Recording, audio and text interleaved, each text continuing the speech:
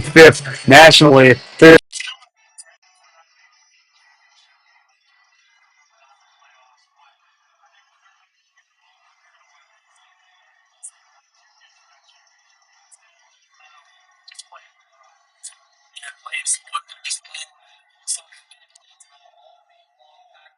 They are going to fare well against this Arizona State team. I think the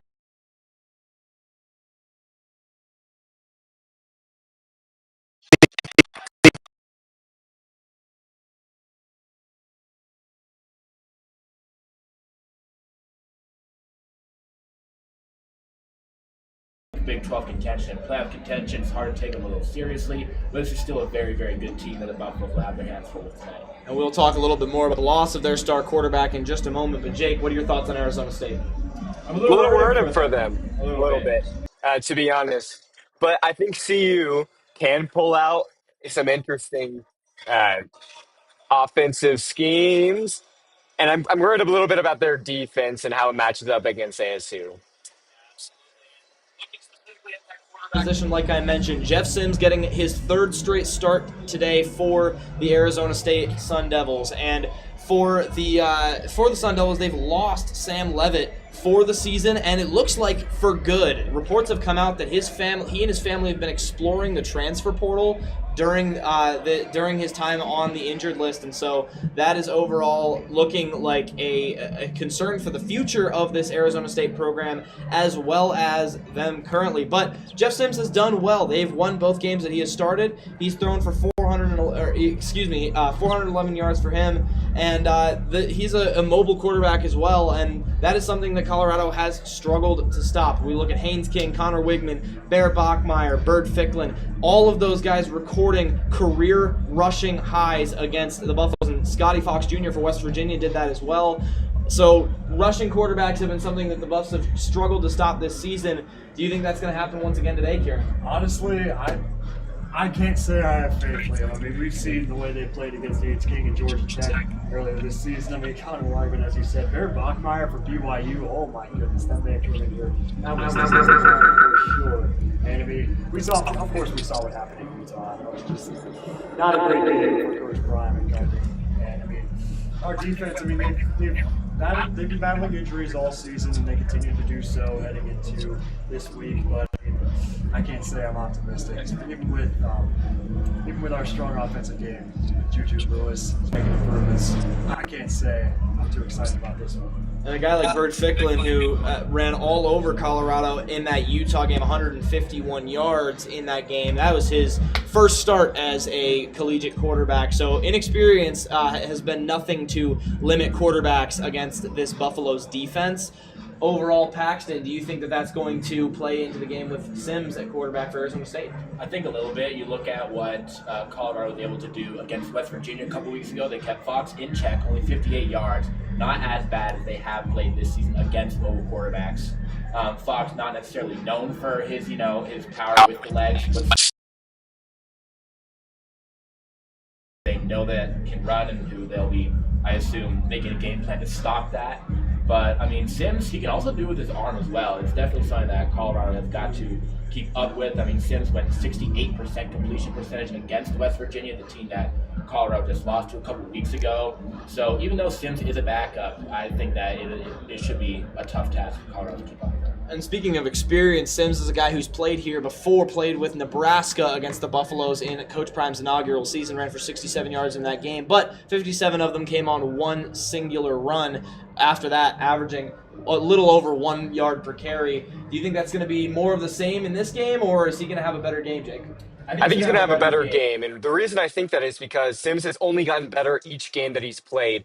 Granted, his passing yards have kind of fluctuated. It's definitely been a step down from Levitt, but if Colorado can keep him in check on the ground, because we know that that's his skill set and what it's tailored to, I think Colorado might have a chance. To step up and be a huge part of their offense with the weather that we mentioned earlier. Going to be a chilly night. But keeping it on the quarterback topic, let's look at Colorado's quarterbacks. This is looking to be Julian Lewis's first home start, and his connection with Amari Miller has been growing. But then it is senior night. Do we see Caden Salter at some point? I mean, honestly, What Juju did last week in West Virginia was truly a high point for this team. It wasn't a win, but I mean he proved that he can come and be dominant on all sides. So I would expect nothing less from him. I mean, his first home start, the crowd who comes in today, they're going to want to see him start. But as far as Salzer goes, I mean, sure, it's senior day. He's going to receive an honor before the game, before kickoff. But I mean, I really don't see him taking to the field unless somehow we can go up against, or Colorado rather, can go up against ASU. Then you may want to get Salter some reps on his last home game here at Folsom. Absolutely looking like Juju's team as of right now. Paxton, do you think it's going to remain that way throughout the game? I think so. I think that unfortunately.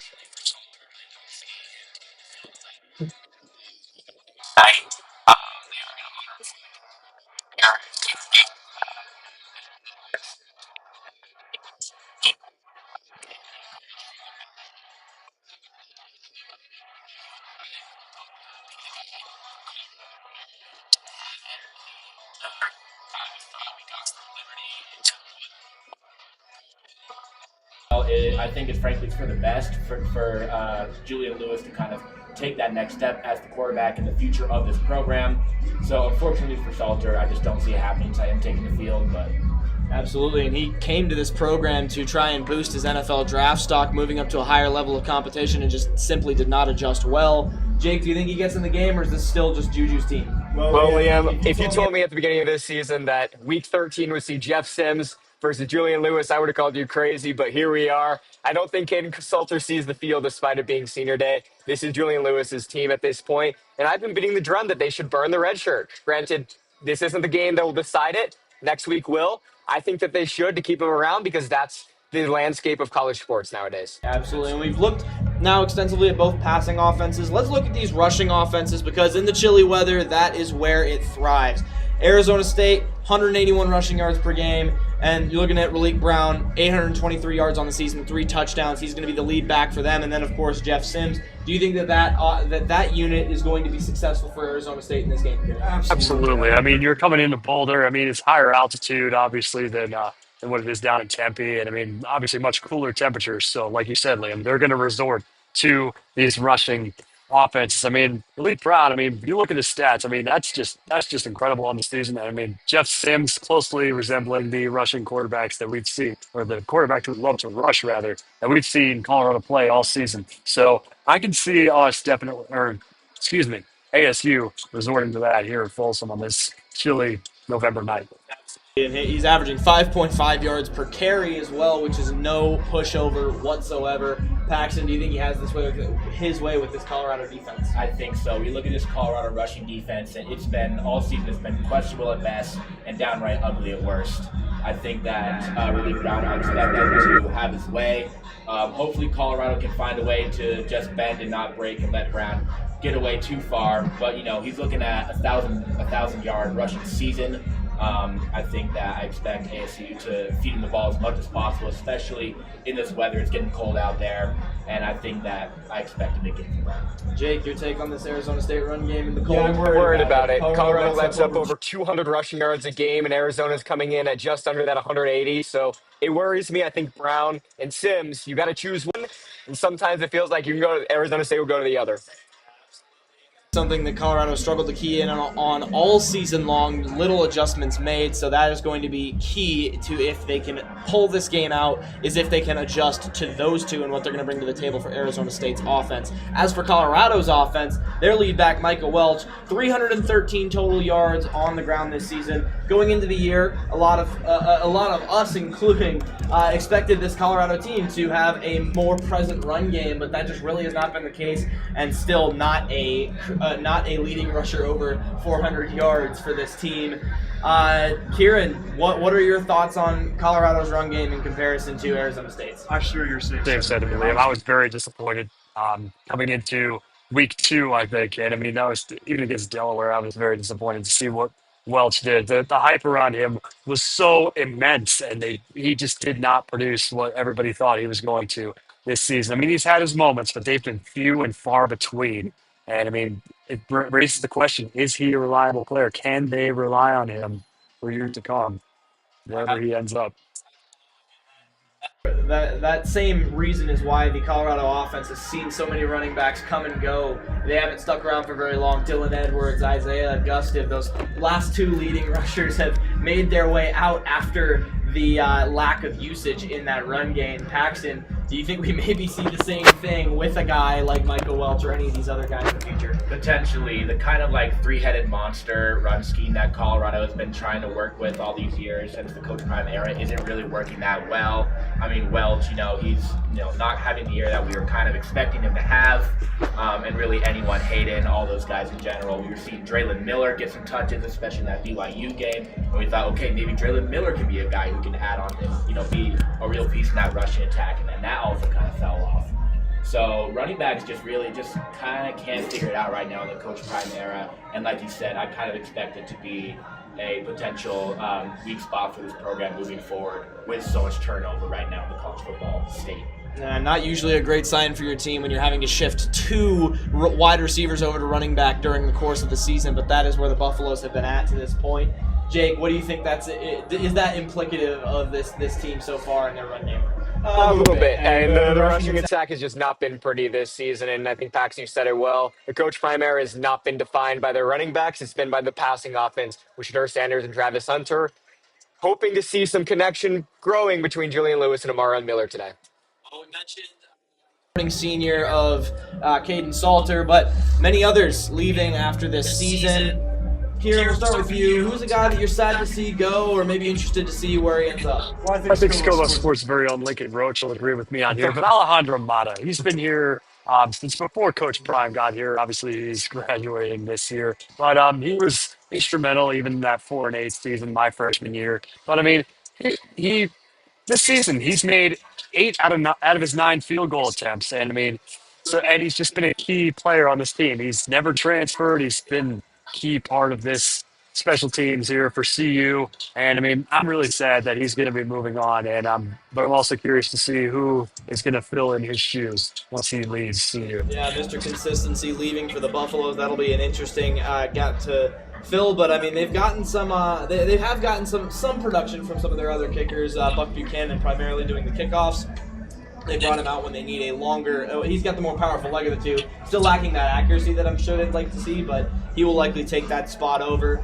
How about you? Who's someone Paxton that you're interested to see where they go after this? I want to talk a little bit more about Mata. Mata's really just been kind of the heart and soul of this team. The very first game against Georgia Tech, he went out as a captain alone for the coin toss. That just shows how much Coach Prime cares about him and how much he kind of embodies this team and this team's identity. But I also look at Jeremiah Brown. He's been a really solid piece of this defense at the linebacker position. 65 tackles, 7.5 tackles for loss, and 2 sacks on the season. He's been a really instrumental piece. He's been a big part of what Colorado's been able to do on defense, stopping whatever they can. I think he'll be another big piece tonight, trying to stop Sims on the run, trying to stop Brown.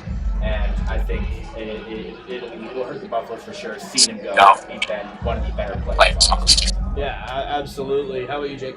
I'm looking at Sincere Brown. He has a very unique skill set with his speed. One of the fastest players in D1 football. He kind of reminds me of a Rashid Shaheed type, and he doesn't get too many receptions in this offense as Julian Lewis and even Caden Salter haven't looked downfield too much. But when they need to, he's right there. I'm interested to see where he kind of ends up after this season. Can play at the next level if need be, but getting those eyes on him with the lack of total receiving yards might be a little bit difficult. Well, as the season winds down, let's take a look back at Colorado's season as a whole. 1-6 in the Big 12, 3-7 overall. Anything to sum up this season so far, Kieran? I mean, I got to be honest. This is the worst Colorado has looked since I've been here. Obviously, I was a senior in high school during the 1-11 season, but I mean, 1-6 in the Big 12, that is not a good look. But that one win was a big one against then number 22 Iowa State. That was a statement. The only field storm we had so far this season. But I mean, 3-7 overall. We took down Delaware, we took down Wyoming, 2 Group of 5 schools, and one team in the top 25 in our own conference. So I mean, that's something to be proud of. But I mean, this is the worst year so far in the prime era. It's not over yet. Got one more game after this week, but I was not it's not great to see coming here to you and covering this team, to say the least. So lots of ups and downs for Colorado. 3 one-score losses to Georgia Tech, BYU, two very elite teams, and then West Virginia, a one-score loss there. And then 2 losses of 35 points or more to Utah and Arizona. This team's identity has been all over the place. Paxton, how would you sum it up? Yeah, definitely. It's been, at first, we thought that Caden Salter was going to be the guy and thought that Coach Prime put the expectations of the season at contending for a Big 12 title with Salter at the helm. And to say that the season in general has been a disappointment, I would say, is definitely an understatement. I mean, out of bowl contention, just really has not been at all what you want to see. It started pretty well, like that Georgia Tech loss was aging pretty well. That was aging pretty well, but then those losses at Utah and Arizona were just so bad. You start worrying about the program as a whole, you know, with like decommits, and start questioning, you know, can Coach Prime actually be the guy for this program? So I think that at this point in the season, we're talking like damage control, about like, can Colorado just stay afloat and just stay alive through this season so that they can look ahead to next season and still have faith that this program can be a real contending program in the Big 12. Absolutely, and after that Iowa State win, like you mentioned, you know, it was a bye week there. Maybe this is the turning point for this program, and it turned right towards the ground and went into 2 major blowouts. So not at all what they expected, and it certainly hasn't rebounded. Jake, what would you sum this season up as? Yeah, it was bad, and then it looked ugly, and then it somehow got worse. So it's been, you know, they had their moments, the Iowa State win, but I'm of the mindset that the product in the field, I'm not too worried about wins and losses. As a fan, I want to see my team have fun. I want to have fun watching my team. And this team hasn't been very fun this season to watch at all. Even their wins have been kind of ugly. And I wish I saw some of those moments where we were on the edge of our seats, those one-score games where you come out, it could be one way, go one way or another. But we haven't really seen that this year. It feels like the other team has always been in control of the Buffaloes. Absolutely. Well, taking a step backwards now to look around the Big 12 at what is currently going on today in that landscape. Lots of interesting games on the schedule. I'll ask you all some teams that you're looking out for today and the implications of today in just a second. But one game I want to focus on right now, Kansas State currently leading Utah. Utah needing to win out if they want to make their push for the college football playoff, but 38-35. Kansas State currently leads that game. But now I'll send it down the line here. Kieran, what is maybe a team that you're looking at in this slate of games, or just some implications that are now going to be felt with the way that these games are going to play out? Well, it hasn't started yet. It's starting at the same time that our game is here today at Folsom, but I'm curious to see how BYU is going to fare against Cincinnati. Since they've had an interesting season, to say the least. I mean, earlier they made a push, and then for a while they were considered, I guess, Big 12 contenders and Big 12 championship contenders, that is. And but BYU, I mean, they're going into Cincinnati, obviously number 11 team in the country. All they do is win. So I'm very curious to see what happens in that game. There's a lot of hype surrounding it, and since he can pull off this upset, this conference is going to look really interesting next week. And BYU has certainly responded well. They lost to Texas Tech as their first loss of the season, but then turned around and blew out TCU 44-13 in a huge win there. They are also looking to keep their playoff hopes alive. Cincinnati's trending towards the ground with 2 straight losses, so that game could be a massive shakeup. Paxton, where are you looking this week? Arizona has certainly caught my attention. They blow out Baylor 41-17. Arizona's won 3 straight. I don't think they're going to make the Big 12 championship game, but I think that they definitely have what it takes to be there if they didn't lose those games earlier in the season in conference play. But Arizona is a very, very good team, beating Baylor, whose quarterback leads the country in pass yards. Arizona, I mean, they took it to Colorado earlier this season, and then since then it's been like, well, all right, maybe it's not so bad for Colorado. Maybe Colorado's not this bad. Arizona might just be that good. Yeah, absolutely. Arizona has been on fire lately, and this is what I think a lot of their fans were hoping that they could be this season, with so much talent, especially on that offense, the likes of Noah Fafita, Ishmael Mahdi, and the works on that offense. Even though they lost Hetero McMillan, this has begun to look like a much more complete unit offensively for them. Unfortunately, like you said, though, just coming together too late in the season for them to really make that type of push that their fans might have been hoping for. Jake, where are you looking this week? In progress right now, K-State and Utah. You mentioned it a little bit earlier, Liam. Colorado's on the road at K-State next week, and if K-State is hanging around with Utah, who beat Colorado by, nearly 40 points, over 40 points, it could spell disaster for the Buffs next week. That's certainly going to be a very impactful game either way. If Kansas State wins, that's a huge, that's very impactful for the Buffaloes, and then Utah, just heartbreak for them is all that I think could be described to what those fans are feeling. But let's reset and let's look at today's game. Colorado taking on Arizona State. We're going to go down the line with some pick'ems and score predictions. Kieran, we'll start with you. Well, Liam, I already know what you're going to say, but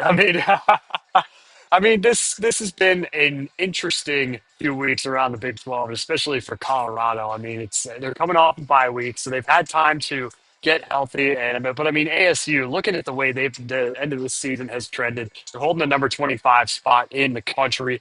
And given the way this team has played over the past month or so, I personally am not optimistic about that Colorado's outcome. So I'm going to say 27-14 ASU. A tough outcome for the Buffaloes, but I'm not sure what you mean. You know what I'm going to say. I'm very unpredictable. Paxton, what about you?